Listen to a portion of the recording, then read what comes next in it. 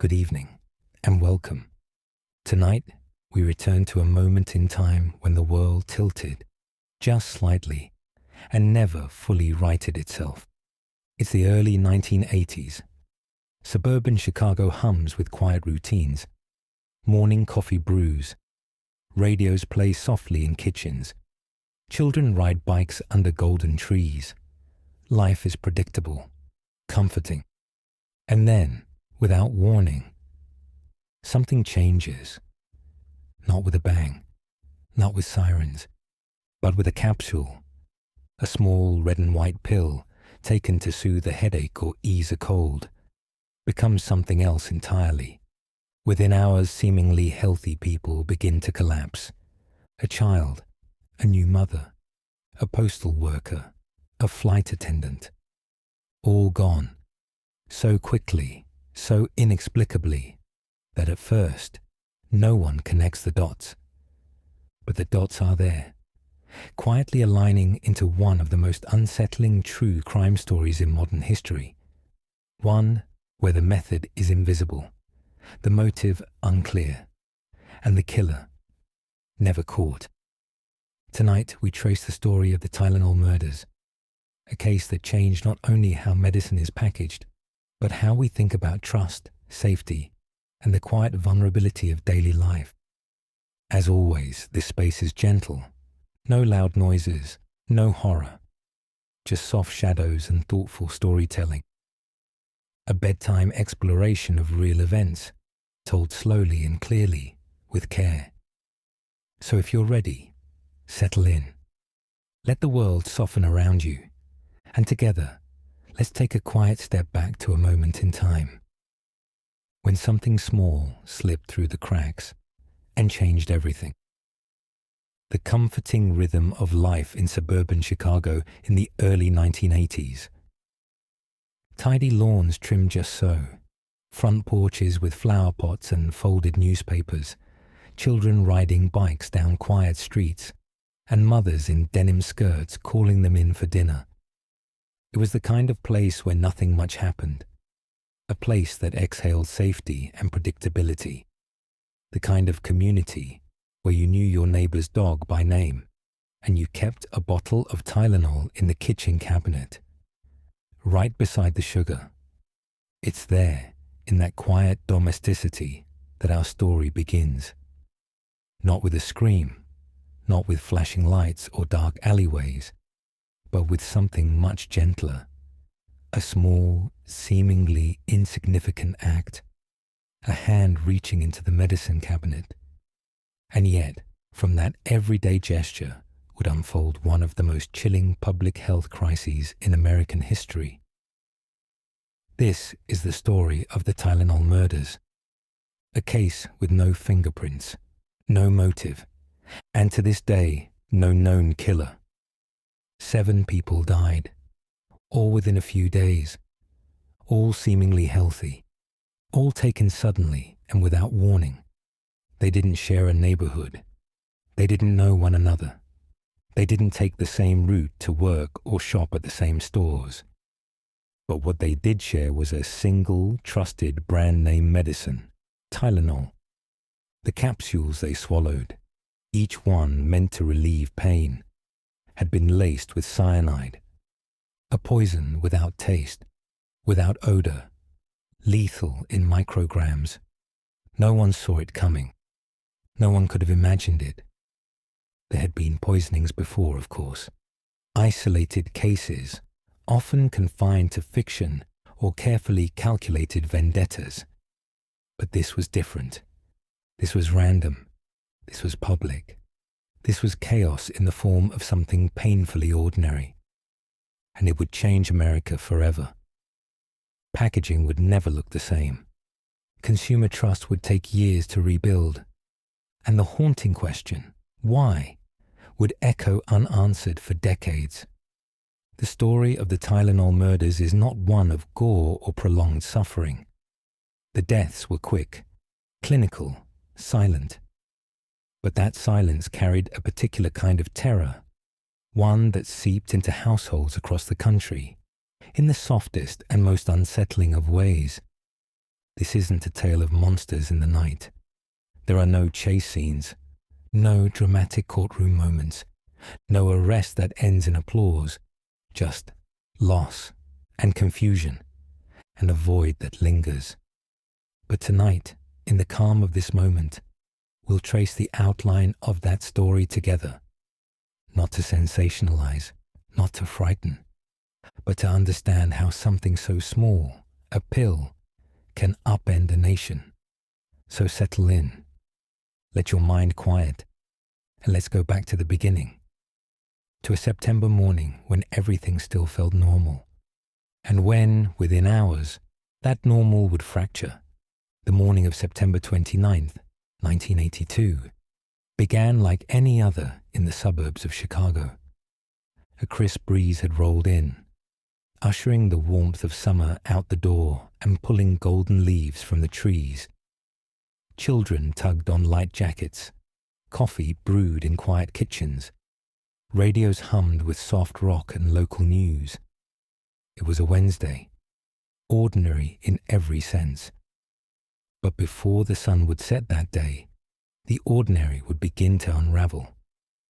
It started in Elk Grove Village, a peaceful suburb just northwest of the city.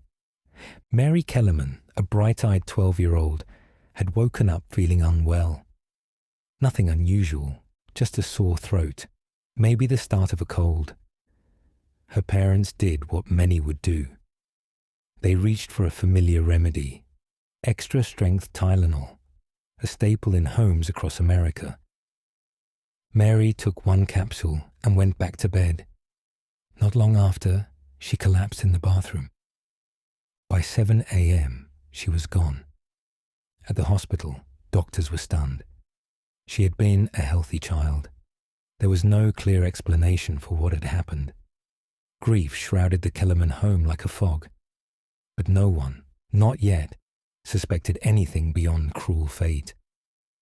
That same day, in Arlington Heights, just a few miles away, Adam Janus, a 27-year-old postal worker, also wasn't feeling quite right. He'd taken a sick day and stayed home. After a visit to the pharmacy, he returned home, popped 2 Tylenol capsules, and lay down to rest. Within moments, he collapsed. By the time he arrived at Northwest Community Hospital, Adam was in cardiac arrest. Medical teams tried to revive him, but nothing worked. He was pronounced dead just after 3 p.m. Doctors were baffled. Again, Adam had no known health issues. The autopsy revealed something disturbing, extreme cyanide poisoning. But where had it come from? The answer was still hours away. Back at the Janus home, family gathered to mourn. His parents arrived. His younger brother Stanley and Stanley's wife Teresa came to pay their respects. Grief and confusion filled the small house. Someone mentioned headaches. Teresa reached for the same bottle of Tylenol that Adam had taken from earlier that day. She offered a capsule to Stanley, then took 2 herself. Minutes later, Teresa slumped to the floor, seizing, foaming at the mouth. Stanley collapsed beside her. The paramedics returned, this time not for one emergency, but 2. Both were rushed to the hospital. Teresa died that evening. Stanley would pass away 2 days later. 3 members of the same family, gone, in a single afternoon. It was almost too surreal to be real. Meanwhile, at different corners of the Chicago area, Mary Reiner, a 27-year-old mother of 4 in Winfield, was returning home after giving birth to her 4th child just days prior. She complained of a headache. Her husband, Dennis, fetched Tylenol. Within moments of taking it, she began gasping for air. Her collapse was sudden. By the time she reached the hospital, it was too late. A few miles away, Mary McFarland, a 31-year-old mother working at an Illinois Bell telephone center, also took Tylenol for a headache. she collapsed in the break room. Later that night, Paula Prince, a 35-year-old flight attendant for United Airlines, purchased a bottle of extra-strength Tylenol at a Walgreens in Chicago. Security footage would later capture her at the register. She would be found dead in her apartment the following day. 7 lives, all seemingly unconnected, all gone within hours of one another. The link? A small red and white capsule in a bottle that promised relief, not death. But on that Wednesday, no one knew that yet. Hospitals scrambled. Doctors compared notes. Medical examiners scratched their heads. And families, numb with grief, began planning funerals, each believing their loss was personal, singular. But beneath the surface, something darker was stirring. It wasn't until the Janus family deaths were examined together that investigators began to sense the shape of something truly terrifying. It would take time to connect the dots, but already an invisible thread was winding through the city, connecting households, medicine cabinets, and lives that would never be the same again. Outside, the autumn leaves continued to fall. Traffic still flowed. Radio still played. But something had changed.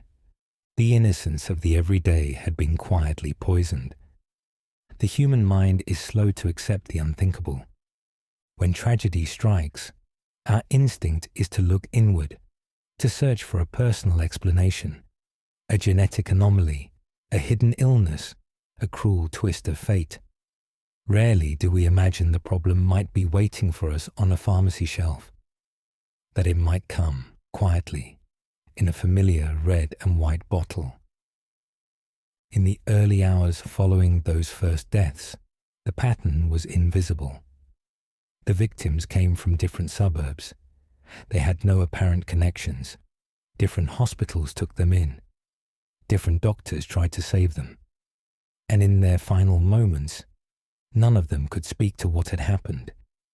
But beneath the surface, small pieces were beginning to align. At Northwest Community Hospital, where Adam Janus had died, and where Stanley and Teresa would soon follow, the staff were shaken. 3 sudden deaths, all from the same household, in a matter of hours. It was too much to ignore. Dr. Thomas Kim, the attending physician, began to question whether these deaths could be linked, not by coincidence or inheritance, but by exposure to something external, something fast, deadly, and shared. The autopsies returned shocking results. Massive cyanide poisoning. Cyanide, an industrial chemical used in everything from metallurgy to pest control. A compound capable of killing a healthy adult within minutes. Just 5 milligrams per kilogram of body weight was enough to be fatal. And these victims had received more than 100 times the lethal dose. But how? The Janus family had been gathered at home. There had been no unusual food, no suspicious drinks, no shared activities that would point to a common toxin. Just grief and pain, and the desperate reach for something to ease it. Then someone noticed the Tylenol bottle, half empty, slightly askew, a common brand, easy to overlook. But when law enforcement took a closer look, what they found was chilling.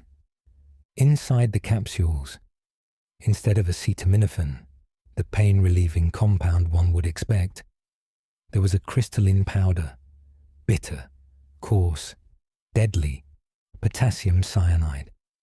It wasn't just one bottle, not one manufacturing defect, not one tragic contamination at the factory. Multiple bottles from different locations were found to be poisoned. And these weren't random chemicals spilled into the product line. They were methodically altered capsules, placed back into store-bought bottles, sealed, and returned to pharmacy shelves. Someone, somewhere, had taken the time to purchase these bottles, open them, tamper with the capsules, reseal them, and return them into circulation. It was not a product recall problem. It was not a supply chain error. It was deliberate, and it was deadly. Soon, news broke across internal hospital networks. Chicago police began sharing findings with the Cook County Medical Examiner's Office, where Dr. Edmund Donahue, one of the first pathologists to examine the victims, was already forming his suspicions. One body with cyanide in the system is a tragedy. 2, a coincidence. But more than that, it meant something else. That evening, the Illinois Department of Health quietly reached out to surrounding hospitals. They asked about sudden deaths, especially deaths following the use of Tylenol. Slowly, the map began to form. Winfield, Elmhurst, Chicago, Arlington Heights. Doctors from different hospitals began speaking with one another, and when they did, the pattern emerged like a ghost taking shape in the mist. All of the victims had taken extra-strength Tylenol capsules shortly before collapsing. All of the bottles were manufactured by Johnson & Johnson's McNeil Consumer Products division, but none of the lots were identical, which meant it hadn't happened at the factory. The tampering had occurred after the bottles left the plant, out in the world, among us. By the end of the day, on September 30th, public health officials were certain there was a killer on the loose, not with a knife or a gun, but with a tiny, silent weapon, something no one could see coming. The Chicago Police Department began coordinating with the FDA and FBI. Shelves were cleared, store managers were questioned, bottles were collected from victims' homes and cross-referenced with pharmacy inventories. The press, still unaware of the full picture, began sniffing at the edges, but officials hesitated. Panic was a real threat. The information had to be handled with care, because what they had uncovered wasn't just a health emergency. It was a public trust crisis. Tylenol was in nearly every home in America. How could anyone know what was safe anymore? The pattern was no longer deniable. What began as isolated tragedies had converged into a terrifying truth.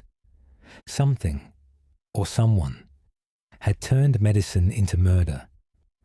By the morning of September 30th, 1982, the mood in Chicago had shifted. Hospitals were on high alert. Pharmacies were scrutinizing their shelves, and public health officials were whispering behind closed doors, trying to contain a mystery that was already beginning to spill into public view. At the center of it all was a bottle, not ancient or arcane, but painfully modern. Clean, familiar. The white and red label of extra-strength Tylenol sat like a beacon in medicine cabinets, trusted by millions. That trust was now unraveling. The capsules inside the bottles looked ordinary, oblong, smooth, half red, half white, just like the packaging said. But those shells, once opened in forensic labs, revealed something far more sinister. A loose, bitter powder. Not the compressed, chalky tablet of acetaminophen, but fine granules of potassium cyanide. Under a microscope, the distinction was sharp. Cyanide crystals reflected light differently. Sharper edges, slightly coarser texture. Chemical tests confirmed the worst. This wasn't a case of contamination. It wasn't a factory error. This was surgical. Whoever did this knew what they were doing. The capsules had been pulled apart, carefully. The acetaminophen dumped out. The cyanide placed in. The two halves then clicked back together and slid silently into the bottle, indistinguishable from the rest. Then, and this is what chilled investigators, those bottles were returned to store shelves, placed back into public circulation as if nothing had happened.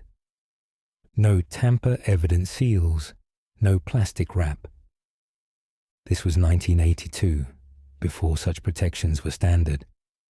You bought the bottle, you twisted the cap, that was it. And that's exactly what the killer had counted on. Over the next few days, a coordinated operation unfolded across the Chicago metropolitan area. Law enforcement, public health officials, and Johnson & Johnson representatives worked together to retrieve Tylenol bottles from stores, homes, and hospitals. The findings were stark. At least 8 contaminated bottles were discovered. Some were partially used. Others still sat sealed, waiting to be opened by an unsuspecting hand. Each contained capsules laced with enough cyanide to kill dozens. In some cases, the dosage was 10,000 times the lethal amount. There was no subtlety here. The intent was clear. These were not doses meant to injure. They were meant to kill. Quickly, quietly.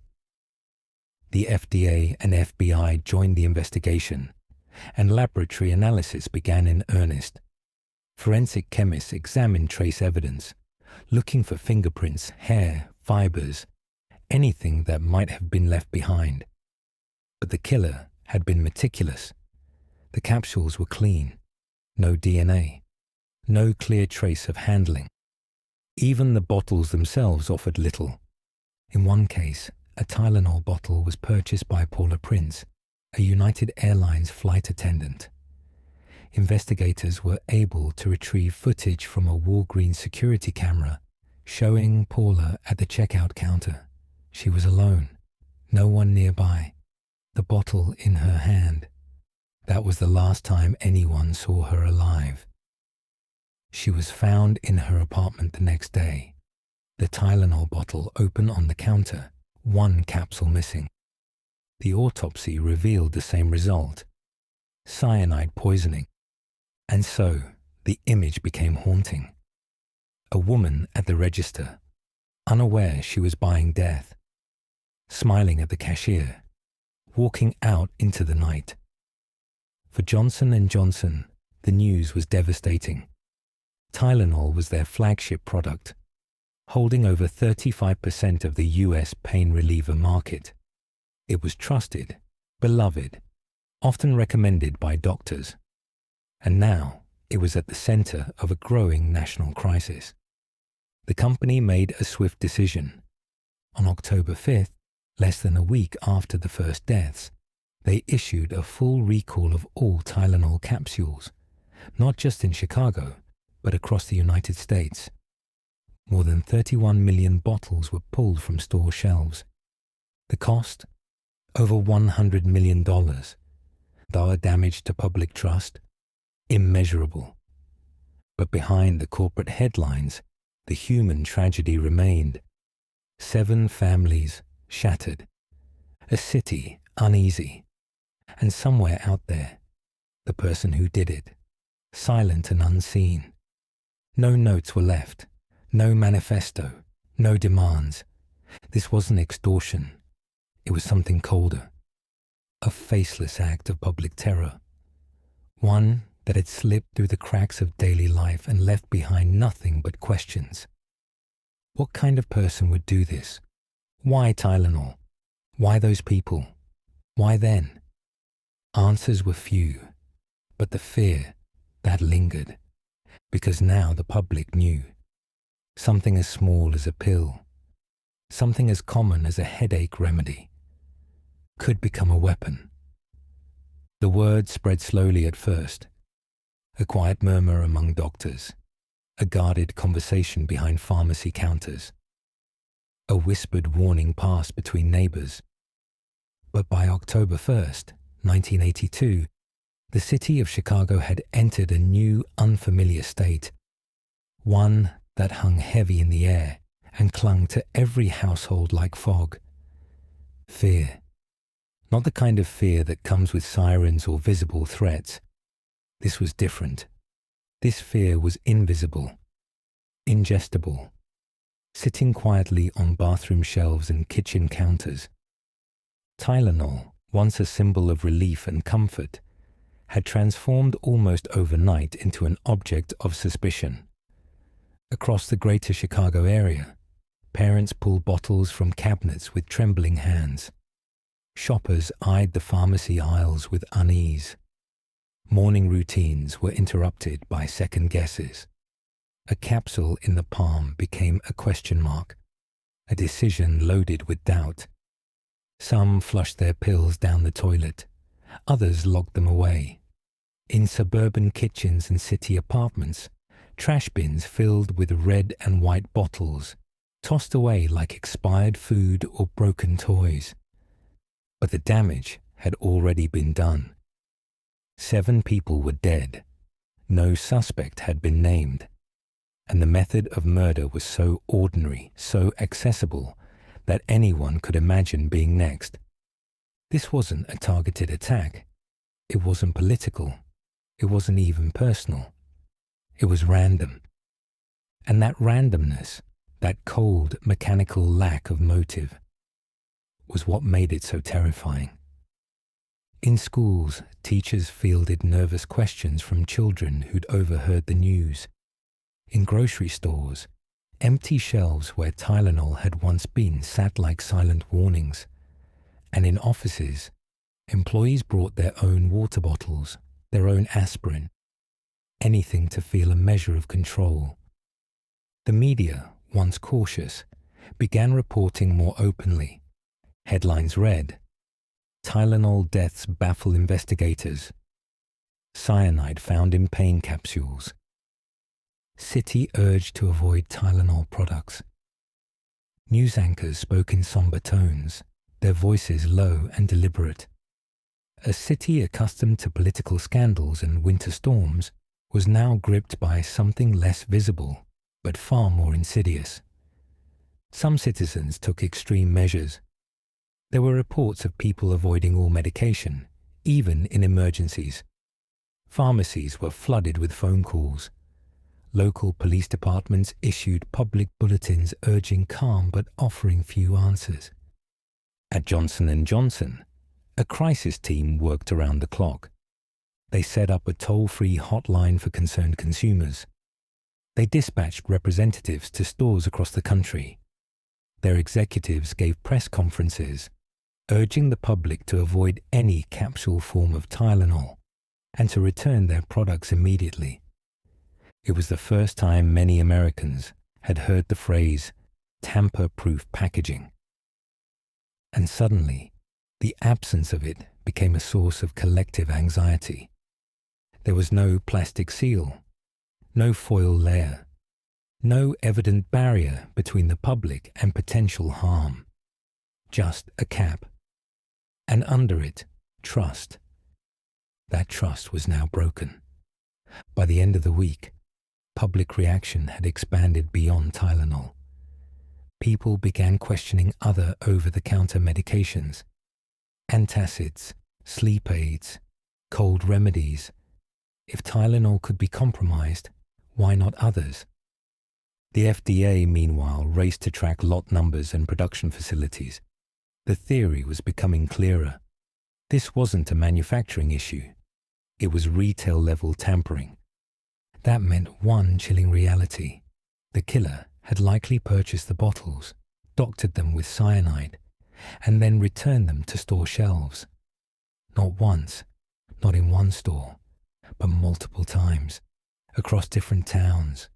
Carefully, deliberately. It was bold, it was calculated, and it left almost no trail. Law enforcement faced a monumental task. Without security cameras in most stores, there was little to go on. Witnesses remembered little.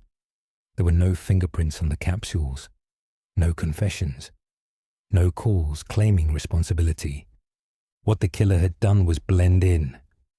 They had walked through the aisles like any other shopper, held a bottle, paid in cash, wore a coat, a hat, sunglasses maybe. Nothing stood out. And in not standing out, they vanished. In the wake of the terror, some found themselves turning inward, questioning not only the safety of their surroundings, but the very systems they had trusted. Who protects the public from this kind of threat? How could something so small slip through so many cracks? Why hadn't anyone thought to seal medicine bottles before? Questions swirled, unanswered. Grief deepened into unease. And in that unease, the city of Chicago settled into a kind of quiet vigilance.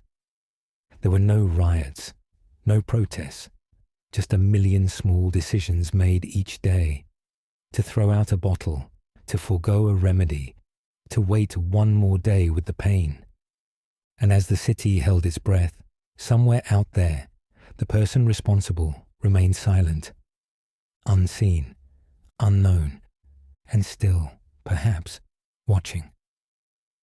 By October 2nd, 1982, the mystery of the Tylenol murders had begun to take shape. But the answers remained elusive. 7 people were dead. Each had taken extra-strength Tylenol capsules. Each capsule contained potassium cyanide, and yet no one knew how the bottles had been poisoned, who had done it, or, perhaps most unsettling, why. So began one of the most complex and meticulous investigations in American history. It started at the local level. The Arlington Heights Police Department, already shaken by the Janus family tragedy, coordinated with nearby jurisdictions, Elk Grove Village, Winfield, Elmhurst, and Chicago. Quickly, it became clear that this was not a case for any single department. The FBI, FDA, CDC, and Illinois Department of Public Health were brought in. Dozens of agencies, hundreds of personnel. One goal, to track down the killer, or at the very least, the method. They began, as most investigations do, with the physical evidence. Each bottle recovered from the victims' homes was carefully catalogued. The lot numbers were traced, store locations mapped, purchase dates verified. And yet, a baffling pattern emerged. The poisoned bottles had come from different manufacturing lots, sold at different stores, across a broad geographic spread. This was not a centralized issue. The capsules hadn't been tampered with at the production facility, nor during shipping. The only plausible explanation was far more chilling. The tampering had happened after the bottles were placed on store shelves. Someone, somewhere, had purchased multiple bottles of Tylenol, opened each one at home, filled some capsules with cyanide, and then returned those bottles to stores.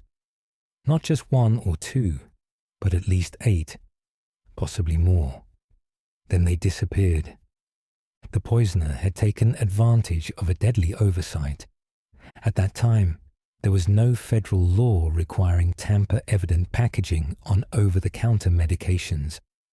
A bottle could be opened, its contents altered, and resealed without leaving a trace. Most Tylenol capsules were housed in plastic containers with a twist-top lid. No foil seal, no shrink wrap, no breakable bands. What was meant to be convenient had also made the product vulnerable. Investigators scoured store records, security footage where available, and return logs. But the early 1980s was not an age of digital receipts or CCTV saturation. Many stores kept only minimal records, and customer information was rarely recorded for returns. It was a ghost trail. Even the cyanide itself offered little. Cyanide is a common industrial chemical used in mining, photography, jewelry making, and even pest control. It's deadly, but not difficult to acquire, especially in small amounts. At the time, it wasn't heavily regulated. A determined individual could find a supplier, ask the right questions, and obtain it without raising alarms. The FBI's Behavioral Science Unit began building a profile. This was not a crime of passion, not spontaneous. It was premeditated, methodical, and public. The killer had chosen Tylenol deliberately, a top-selling, household name product with wide circulation, The goal wasn't to harm one person. It was to exploit the trust of the public, to show how fragile the safety net truly was. Some theorized it was an act of terrorism. Others believed it could be a disgruntled employee, or someone with a personal vendetta against the manufacturer. There were even rumors that it could be a test, a trial run for something larger. But there was no manifesto, no demands, no threats, just silence. In the absence of clear suspects, every clue mattered.